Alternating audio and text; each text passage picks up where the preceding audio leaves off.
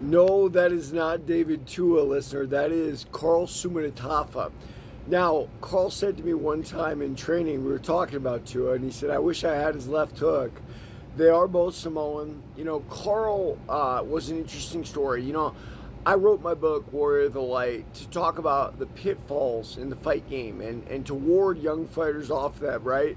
I don't know that I've been very successful, but I told my story and I got out there. Now, when I showed up at El Nino, Carl was their only heavyweight. The rest of them were a bunch of small guys. And like I said, Gilbert opened that gym for a training camp of his own. So, most of the guys around there were Gilbert-sized guys. And I don't know that made it any better for them, right? Because they became mostly sparring partners. Carl was sort of excommunicated to outer darkness, if you will, to use a term from my religion. Carl and me sort of became full-time sparring partners. And, the other guys avoided both of us jointly in the gym. And I remember one day when they were doing it, Carl said, oh man, this is bullshit. And then Phil Baldacci, who was a really tough guy, kind of like Gil's main confidant on that team, it seemed like for a while. Phil said, I'll go with you guys, and Phil went with us. Now, obviously, we were bigger than most of the guys, especially Carl. I mean, Carl was big. Carl would stop me pretty regularly in training. I'd go toe-to-toe with him as hard as I could, but he was much younger, much bigger, right? I wasn't really a true heavyweight. I was pretending because I didn't really have a career and whatnot. So anyway, when I get there, Carl's stand-up's sort of rudimentary, and he's used to sparring with little guys, so he goes really light. And I try to, through example, encourage Carl to go a little harder. In fact, the Scrap Pack is a videotape of Carl getting ready for his first big fight with them. And I'm kicking him around the ring with tie kicks. And I realized, whoa, God, I make Carl look bad there. But I think Carl was holding back. I don't know what it was, but they have a video of it. They tried to do a Scrap Pack TV, but those guys were too young. Nobody wanted to listen to them anyway. Anyway, point being that we went to that fight. Carl had Gilbert in his corner and Baloo, Gilbert's cousin. And Carl won the fight against Warpath. Now, Warpath gained some fame by taking Bas Rutten to the limit in a UFC fight. So Carl beating Warpath was a really big thing, and I was really excited when Carl came out of the ring. He hugged me when he saw me on the way back down because we put in a lot of work for that fight together. And I did it lovingly out of my heart, and I saw in Carl this, promising young fighter. Well, after that, obviously, I used to blame it on Baloo, but I think it was actually Gil, had a talk with Carl and said basically, don't train with Derek. I thought he called me dangerous because I would still spar full bore.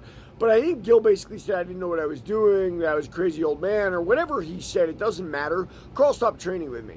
And then, they took him more under their wing. And why? Because Carl was now a name in the heavyweight division. At a time when heavyweights weren't anybody, Carl was somebody at that point, right? And he was on the cusp of greatness. And by the way, Carl had all that potential inside of him.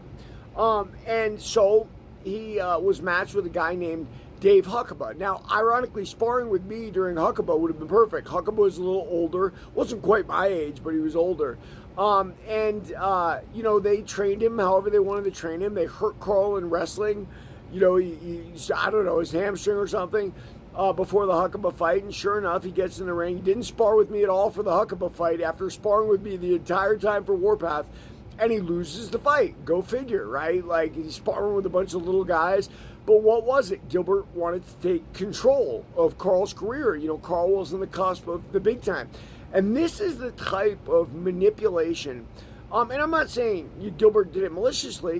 Gilbert wants the best for Carl. He wants the best for Gilbert, right? That's, hey, I'm your trainer. To get rid of this Derek guy. Don't listen to what he says. Don't spar with him.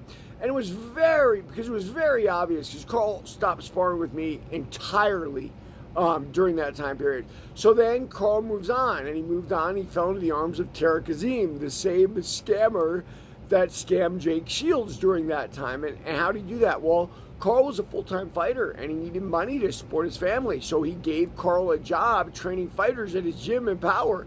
And that was all Carl needed. Carl still remembers Tariq fondly, and Carl got a fight with Jack May, who was a really ultra tall heavyweight, and a win for Carl would have put him in the UFC.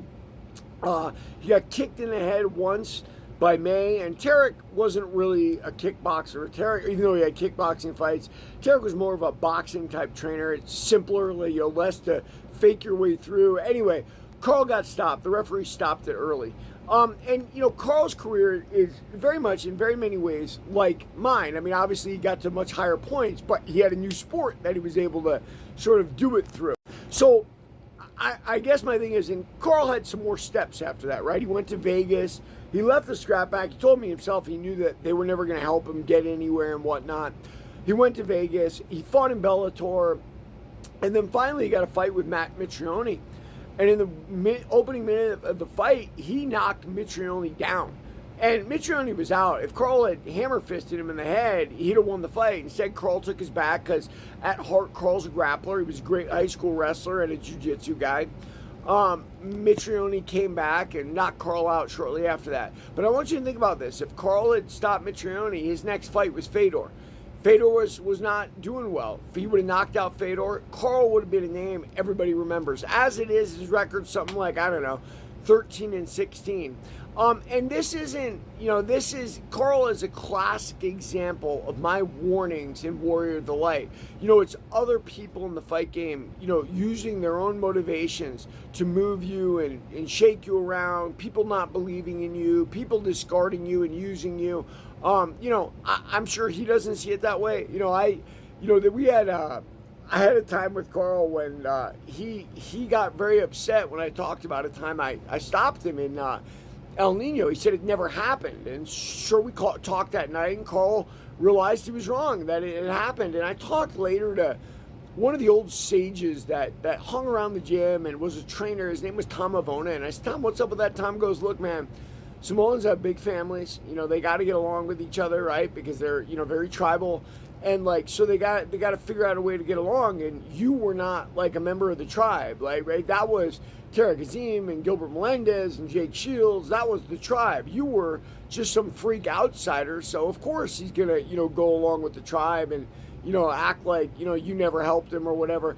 Whatever it is, look, I got nothing but love for Carl. He was my guy. I probably sparred more rounds with Carl than anyone. Because I was there for years doing it with the guy. I don't know that for sure. I sparred a lot of rounds with Russ Devin too.